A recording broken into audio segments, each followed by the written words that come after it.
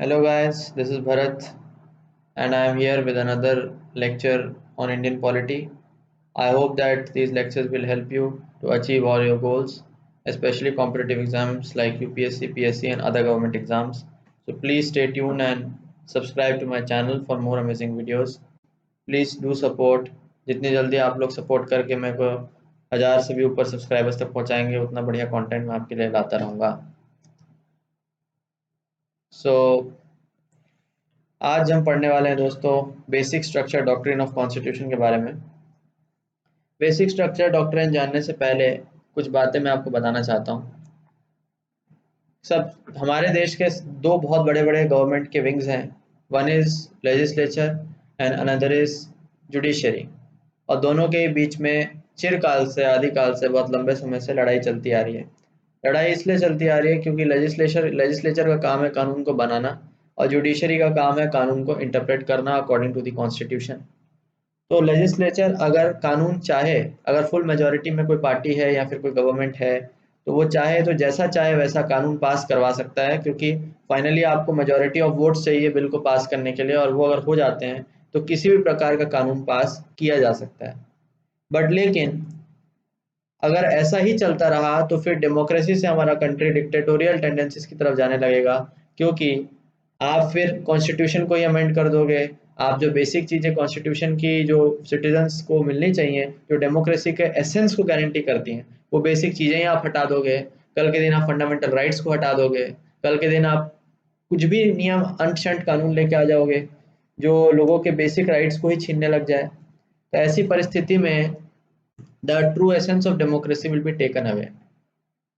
तो एक बहुत बड़ा एक मॉरल क्वेश्चन आता है कि क्या फंडामेंटल राइट्स जो हमारी कॉन्स्टिट्यूशन हर एक इंसान को गारंटी देता है, प्लीज़ आप मेरे फंडामेंटल राइट्स के लेक्चर को भी देखिएगा, आपको पता चल जाएगा और डिटेल में कि फंडामेंटल राइट्स क्या हैं। तो सवाल ये उठता है कि फंडामेंटल राइट्स को क्या लेजिस्लेचर अमेंड कर सकता है या क्या वो अमेंड किए जाने चाहिए, राइट? कुछ एक्सेप्शनल केसेस को छोड़ दिया जाए, इमरजेंसी की अगर हम बात करें तो अलग चीज़ है, प्रेसिडेंट्स रूल की बात करें तो अलग चीज़ है, लेकिन इसके अलावा बाकी सिचुएशंस में क्या फंडामेंटल राइट्स को अमेंड किया जा सकता है या किया जाना चाहिए? क्योंकि थ्योरेटिकली अगर हम बात करें तो कॉन्स्टिट्यूशन को अमेंड करने की पावर भी लेजिस्लेचर के पास दी गई है, बट क्या पूरी की पूरी कॉन्स्टिट्यूशन को अमेंड कर सकता है? तो यहीं पे दोस्तों बहुत लंबा चौड़ा इसी चीज़ के रिलेटेड बहुत लंबा चौड़ा इतिहास चला और यहीं से बेसिक स्ट्रक्चर डॉक्ट्रिन का जन्म हुआ। सुप्रीम कोर्ट ने अपना लैंडमार्क जजमेंट सुनाया 1973 में, that is Kesavananda Bharati versus state of Kerala case, जहां पे उसने बेसिक स्ट्रक्चर डॉक्ट्रिन को जन्म दिया और ये बताया बेसिकली कि कॉन्स्टिट्यूशन के कुछ ऐसे पार्ट्स ऐसे हैं जिनको बेसिक स्ट्रक्चर माना जाता है और पार्लियामेंट कितना भी कर ले उन बेसिक स्ट्रक्चर को अमेंड नहीं कर सकता है। बाकी कॉन्स्टिट्यूशन को अमेंड कर सकता है बाय द 2/3 मेजोरिटी, जो भी प्रोसेस है आपको पता होगा। अगर आपको नहीं पता है तो मेरा अमेंडमेंट वाले लेक्चर को जाके देखिए, वहां पे आपको क्लियरली पता चल जाएगा कि कैसे कॉन्स्टिट्यूशन को अमेंड करने का क्या प्रोसेस है। बट बात यही है कि वो बेसिक स्ट्रक्चर वाले पार्ट को कॉन्स्टिट्यूशन जो है, मतलब कॉन्स्टिट्यूशन के, उसको लेजिस्लेचर अमेंड नहीं कर सकता है, बाकी चीजों को अमेंड कर सकता है। ठीक, अब इसके एक बार इतिहास को हम जानते हैं कि कैसे कैसे क्या क्या डेवलपमेंट्स हुए। उन डेवलपमेंट्स को हम डिटेल में एक बार देखते हैं। सबसे पहले दोस्तों आर्टिकल 13। आर्टिकल 13 क्या कहता है? हमारी कॉन्स्टिट्यूशन का खुद ही एक आर्टिकल है, कहता है all laws that are in violation of fundamental rights shall stand void. तो हमारे कॉन्स्टिट्यूशन में खुद ही एक आर्टिकल पहले से लिखा हुआ है, दैट इज आर्टिकल 13। वो ये कह चुका है कि जो भी कानून फंडामेंटल राइट्स के विरुद्ध बनाए जाएंगे वो दे विल स्टैंड वॉइड, या उन कानूनों का कोई भी मीनिंग नहीं होगा दोस्तों, राइट? तो खुद ही कॉन्स्टिट्यूशन में ये चीज लिखी हुई है। बट अगेन, क्योंकि लेजिस्लेचर के पास पावर है तो लेजिस्लेचर आर्टिकल 13 को भी अमेंड कर सकता है। तो वो कह देगा कि नहीं ठीक है, हम आर्टिकल 13 हटा रहे हैं, पहले था ऐसा लिखा हुआ लेकिन अब हम हटा देंगे और अब हमारे पास पावर आ गई अमेंड करने की। समझ रहे हैं दोस्तों? ऐसा हो सकता है। एंड ऑफ कोर्स आर्टिकल 368 आप जानते हैं, article 368 is the power of parliament to amend the constitution. You know all about this. तो अब हुआ क्या दोस्तों? सबसे पहले हुआ दोस्तों 1951 में शंकरी प्रसाद केस। शंकरी प्रसाद केस ने में हुआ क्या दोस्तों कि पहला कॉन्स्टिट्यूशनल अमेंडमेंट एक्ट हुआ जहां पे राइट टू प्रॉपर्टी को कॉन्स्टिट्यूशन को लेजिस्लेचर ने कर्टेल कर दिया। पहले आपको अगर याद हो दोस्तों, तो पहले राइट टू प्रॉपर्टी एक फंडामेंटल राइट हुआ करता था, तो फर्स्ट कॉन्स्टिट्यूशनल अमेंडमेंट के तहत राइट टू प्रॉपर्टी को कर्टेल कर दिया गया। फिर वहां पे सुप्रीम कोर्ट ने दोस्तों जजमेंट सुनाया कि पार्लियामेंट फंडामेंटल राइट्स को अमेंड कर सकता है under article 13 constitution amendment is not included in the definition of laws. अब सोचिए, मतलब सुप्रीम कोर्ट ने पहले खुद ही लेजिस्लेशन के फेवर में जजमेंट सुनाया। उसने कहा कि भाई आर्टिकल 13 में जो लॉज लिखा हुआ है कि all laws that are in violation of fundamental right, उन लॉज में कॉन्स्टिट्यूशन अमेंडमेंट नहीं आता है। That means amend fundamental rights को किया जा सकता है। पहले सुप्रीम कोर्ट का ये पक्ष था। उसके बाद दोस्तों गोलकनाथ केस आया। गोलकनाथ केस में क्या हुआ कि अब पार्लियामेंट को पावर ज्यादा मिल गई, तो पार्लियामेंट ने 17 कॉन्स्टिट्यूशन अमेंडमेंट एक्ट कर दिया और उसमें 9 शेड्यूल में ऐसे एक्ट डाल दिए जिसको जुडिशियल रिव्यू के स्कोप से बाहर कर दिया कि भैया आप इसमें जुडिशियल रिव्यू नहीं कर सकते हो। तो अब जुडिशियल रिव्यू जहां पे पार्लियामेंट ने कोर्ट की नाउ पावर लेने की, छीनने की कोशिश की, वहां पे फिर सुप्रीम कोर्ट हरकत में आया, उसको गुस्सा आ गया और उन्होंने उल्टा जस्ट ऑपोजिट जजमेंट सुना दिया गोलकनाथ केस में, जस्ट ऑपोजिट, कि supreme that fundamental rights are transcendental and immutable, उनको हटाया नहीं जा सकता, and constitutional amendment act are laws under article 13। मतलब जस्ट जो जजमेंट शंकरी प्रसाद केस में सुनाया था उसको जस्ट रिवर्स कर दिया, बोला जो लॉज पहले आर्टिकल 13 में कहा गया उसमें कॉन्स्टिट्यूशनल अमेंडमेंट एक्ट भी आएगा और आप फंडामेंटल राइट्स को अमेंड नहीं कर सकते।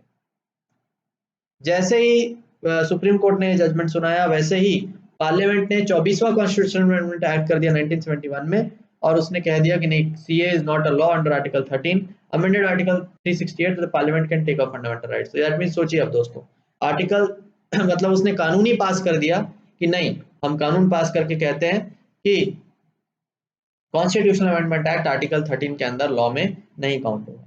तो पहले क्या था कि सुप्रीम कोर्ट ने जजमेंट सुनाया था इंटरप्रेट करते हो कॉन्स्टिट्यूशन को, लेकिन अब लेजिस्लेशन को गुस्सा आ गया, लेजिस्लेचर को। लेजिस्लेचर ने कहा कि भैया तुम लोग होशियारी कर रहे हो, तो अब हम एक काम करते हैं, कानून ही पास कर देते हैं और कह देते हैं कि नहीं भैया, ये जो लॉ है उसके डेफिनेशन में अमेंडमेंट नहीं आता है और हम जब चाहे फंडामेंटल राइट को अमेंड कर सकते हैं।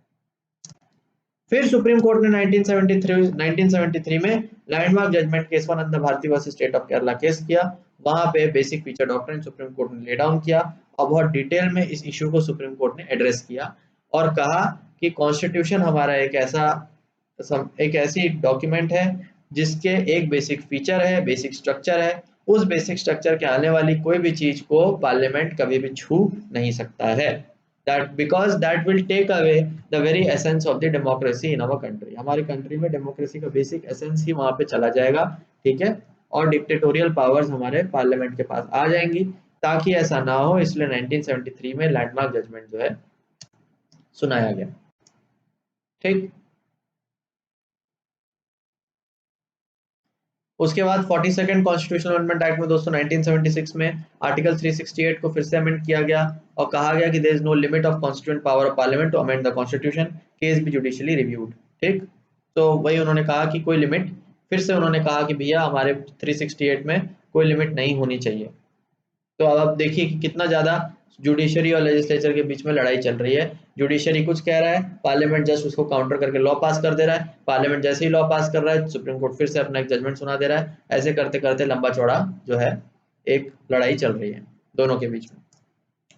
फिर मिनर्वा मिल्स केस हुआ दोस्तों 1980 में, जहाँ पे बेसिक फीचर के अंदर जुडिशियल रिव्यू को फाइनली जो है डाल दिया गया बाय द सुप्रीम कोर्ट, और उसने कहा कि पार्लियामेंट जुडिशियल रिव्यू को किसी भी कानून से बाहर नहीं लेके जा सकता है, and parliament has limited powers to amend the constitution and can't amend article 368 to give itself more powers. ये बहुत इंपॉर्टेंट है। आर्टिकल 368 कहता है power of parliament to amend the constitution, but सवाल ये उठता है कि उस पावर का स्कोप क्या है। ठीक है दोस्तों, तो ऐसा हो सकता है कि पार्लियामेंट एक कानून पास कर दे और कह दे कि नहीं, आर्टिकल 368 में हमारे पास अनलिमिटेड पावर्स हैं, जैसा चाहे हम अपने मन से कॉन्स्टिट्यूशन को अमेंड कर सकते हैं। तो चाहे तो पार्लियामेंट कानून पास कर सकता है, लेकिन सुप्रीम कोर्ट ने फाइनली जजमेंट सुनाया कि भैया आपके पास लिमिटेड पावर ही है कॉन्स्टिट्यूशन को अमेंड करने का। आप कानून पास करके अपने आप को, खुद को अनलिमिटेड पावर्स नहीं दे सकते हैं। दूसरी चीज, जुडिशियल रिव्यू भी फंडामेंटल बेसिक फीचर का एक बहुत इंपॉर्टेंट पार्ट है। आप जुडिशियल रिव्यू को किसी भी लॉ से नहीं हटा सकते हैं, चाहे वो 9 शेड्यूल हो, चाहे वो कोई सा भी शेड्यूल हो, कुछ भी हो। तो ये मिनर्वा मिल्स केस 1980 में बेसिक फीचर डॉक्ट्रिन कॉन्स्टिट्यूशन में ले डाउन किया गया।